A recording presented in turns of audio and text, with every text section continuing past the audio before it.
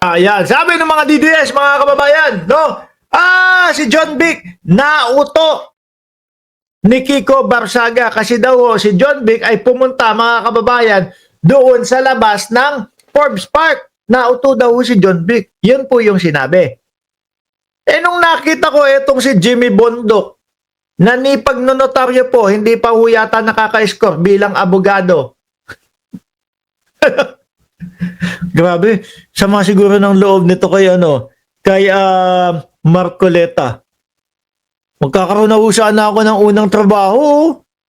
Kung ako ang nagnotaryo doon sa affidavit o yung salaysay niyang si Gutesa, sana meron unang trabaho. Pag nonotaryo, hindi pa pinayagan, hindi pa sa kanya binigay yung trabaho.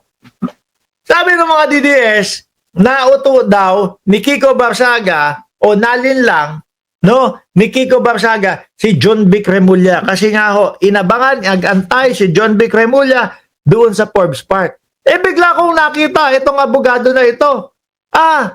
Uto-uto din pala itong si Jimmy Bondok. No?